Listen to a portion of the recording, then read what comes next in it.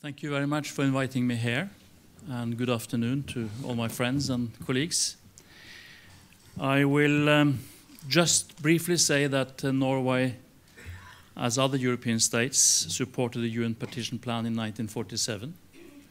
We still recognize the right of both peoples to exercise self-determination by dividing the land in historic Palestine in two states.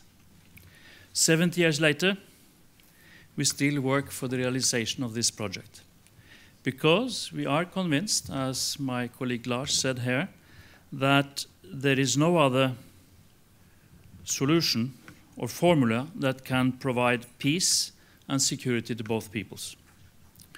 Since 1993, the role of Norway has been clear.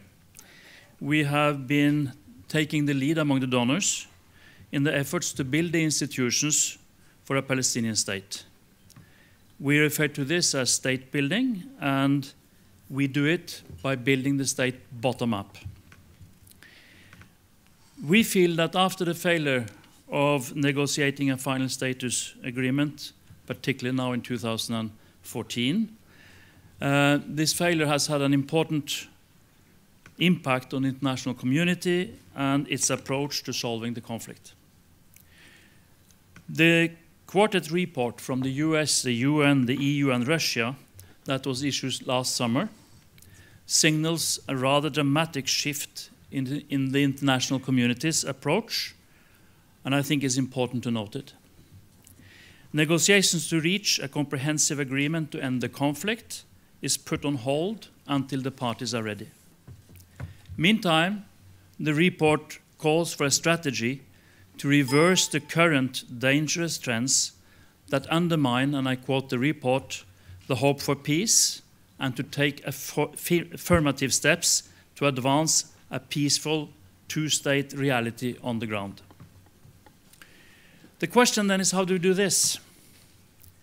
How do we translate the new international consensus into a workable strategy and plan for building the two-state reality from bottom up?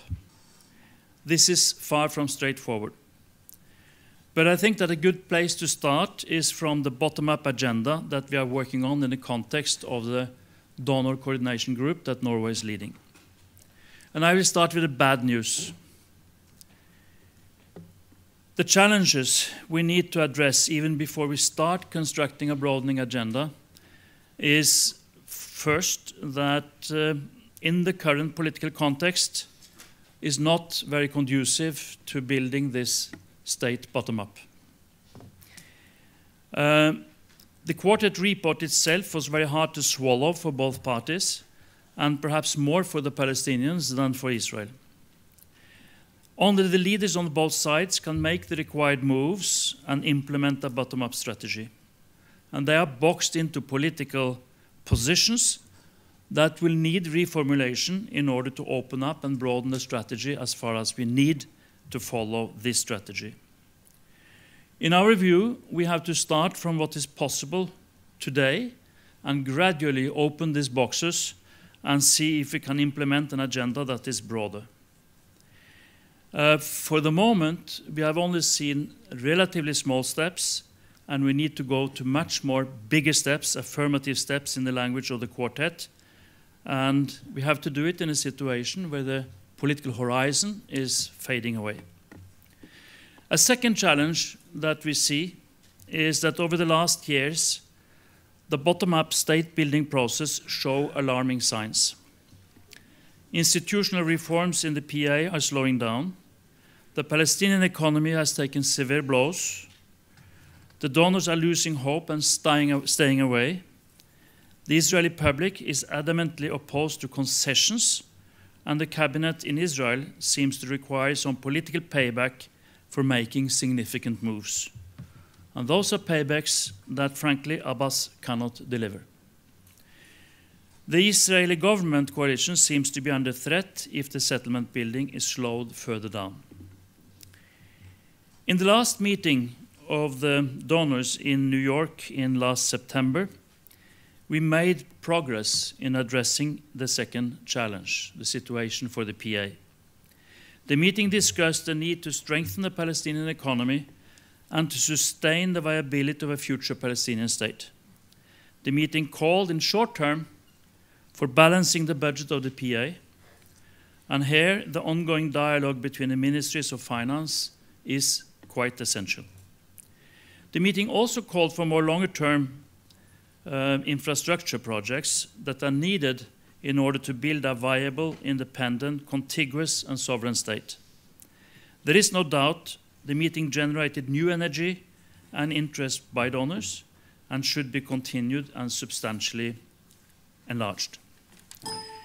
We were very encouraged by the electricity deal that was entered between the PA and the Israeli government.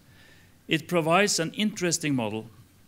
It transfers the control over the energy market in the West Bank and Gaza to the PA. It will certainly require that the PA build new institutions as well as a technical infrastructure.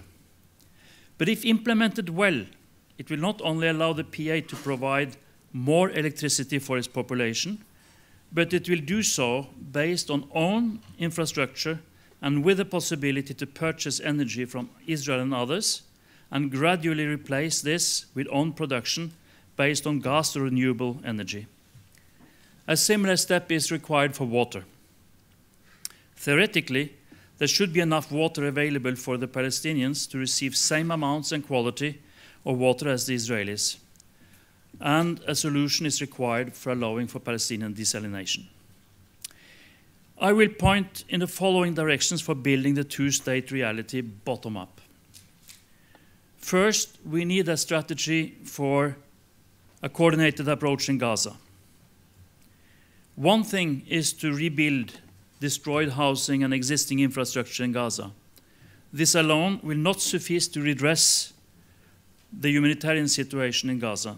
We need to transform the living conditions by providing water, electricity, and improved access and movement for goods and people.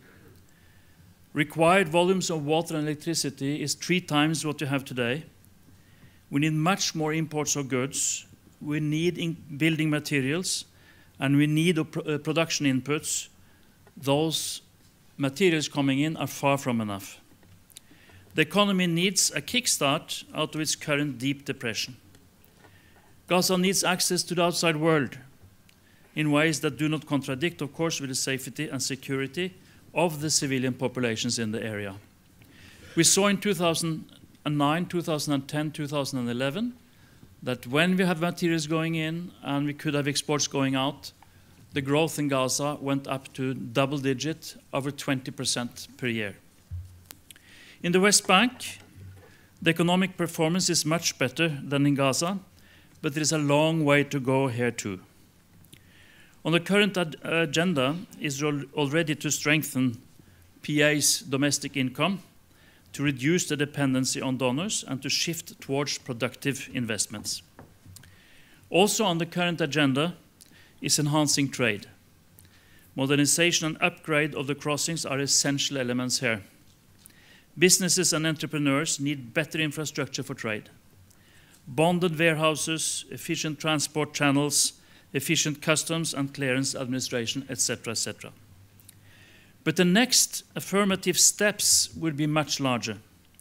In my opinion, the first step would be to focus on how to solve the internal connectivity challenges by building an efficient transportation system that can link the various parts and cities inside the West Bank.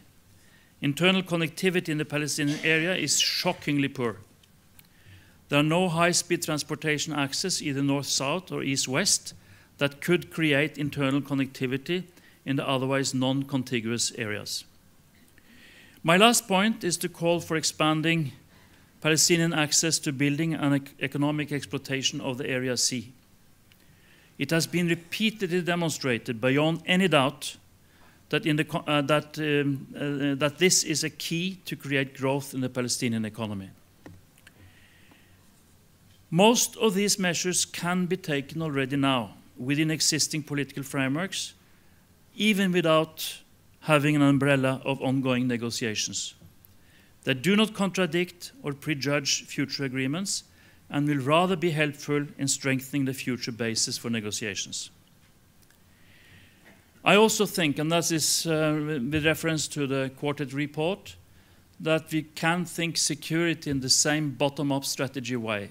We can start build on the security cooperation that is ongoing, enlarge it and strengthen it, so that we can and widen it to include also other regional partners, and at least start a dialogue on how to do so. That's quite possible today, and it will be very helpful for the steps we have to take tomorrow in order to get back to negotiations and fulfill the political agreement. This is what I have to say.